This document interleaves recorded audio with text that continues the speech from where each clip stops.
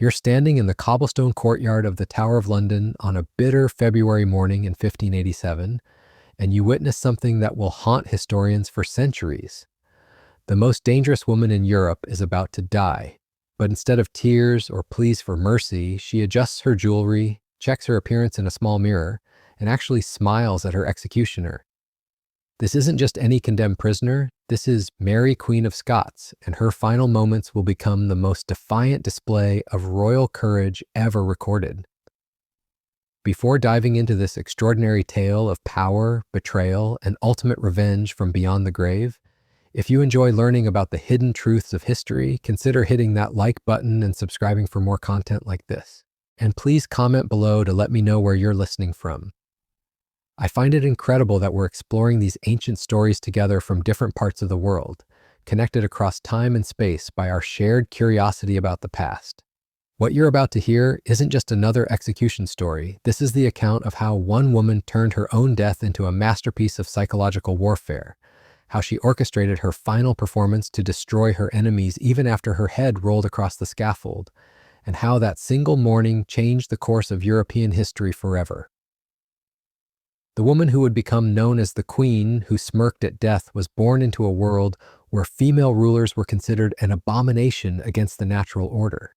Mary Stuart, later Mary Queen of Scots, entered this world in December 1542 as the daughter of James V of Scotland.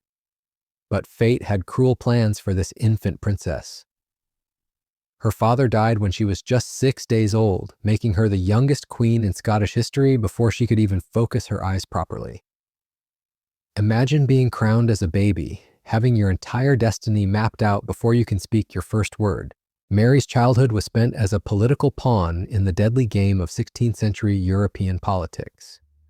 When she was 5 years old, she was shipped off to France to be raised in the sophisticated court of Henri II, far from the brutal clan warfare that defined Scottish politics. The French court transformed Mary into something unprecedented, a queen who was not only beautiful and charming, but also highly educated and politically astute. She learned to speak 6 languages fluently, studied philosophy and theology, and most importantly, developed the kind of regal presence that could command a room full of hardened nobles with nothing more than a raised eyebrow. But here's where Mary's story becomes truly fascinating. Unlike other royal women of her era who were content to be decorative figures, Mary possessed something far more dangerous: genuine political ambition coupled with the intelligence to pursue it. She didn't just want to be queen, she wanted to be the kind of queen who shaped the destiny of nations. When Mary returned to Scotland in 1561 at age 18, she was walking into a powder keg. The Scottish nobility had spent her absence consolidating their own power. The Protestant Reformation had torn the country apart religiously, and her own claim to the English throne through her Tudor bloodline made her an immediate threat to Elizabeth Mary was returning to rule a country that had grown quite comfortable ruling itself. The young queen's first challenge was navigating the treacherous waters of Scottish religious politics. Scotland had officially embraced Protestantism, but Mary remained stubbornly Catholic. This wasn't just a matter of personal faith, it was a calculated political stance that kept her connected to the powerful Catholic monarchies of Europe, while positioning her as the legitimate alternative to Protestant Elizabeth. Mary's approach to this religious minefield revealed her political sophistication. Rather than forcing Catholicism on her Protestant subjects, she negotiated a delicate balance. She would hear Mass privately in her own chapel, but would not attempt to restore Catholic worship throughout Scotland. This compromise satisfied neither the militant Protestants nor the devout Catholics, but it bought her the political breathing room she needed to establish her authority. The Scottish lords watched Mary's every move with the calculating eyes of predators sizing up potential prey. These were men who had spent decades fighting each other for scraps of power and influence. They had expected to control a teenage queen, to use her as a puppet while they continued their feudal games. Instead, they found themselves facing a woman who understood power better than most of them ever would. Mary's court became the center of Scottish political life in ways it hadn't been for generations. Foreign ambassadors competed for audiences with her, knowing that her decisions could shift the balance of power across Europe. The French court had taught her that monarchy wasn't just about giving orders, it was about creating an entire theater of power where every gesture, every word, every public appearance served to reinforce royal authority.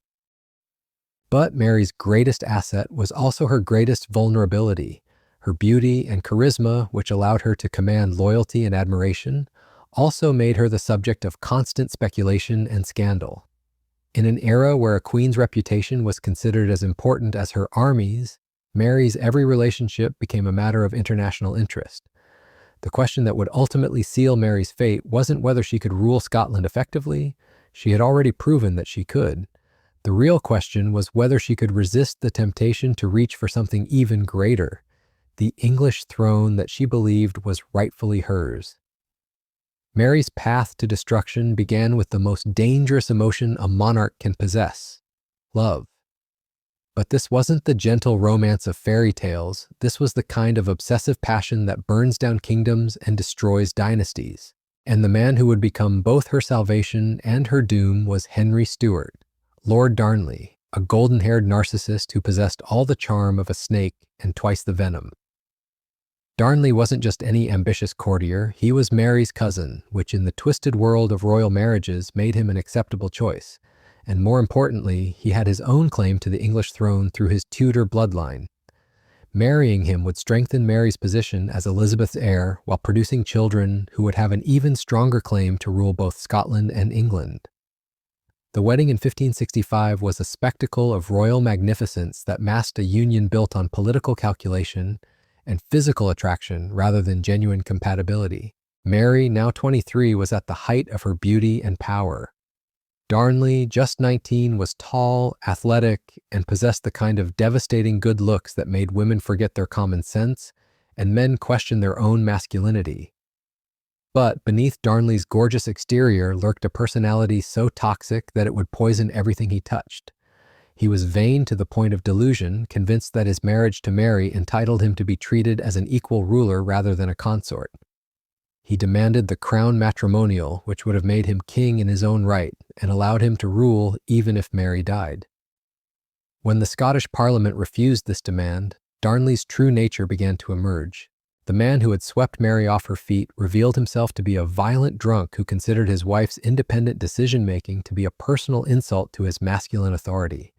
He began publicly humiliating Mary, contradicting her in front of foreign ambassadors and treating her advisors with open contempt.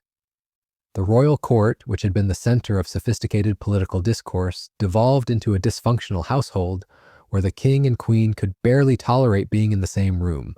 Mary's biggest mistake wasn't marrying Darnley, it was underestimating how dangerous a wounded male ego could become when combined with political ambition and unlimited access to alcohol.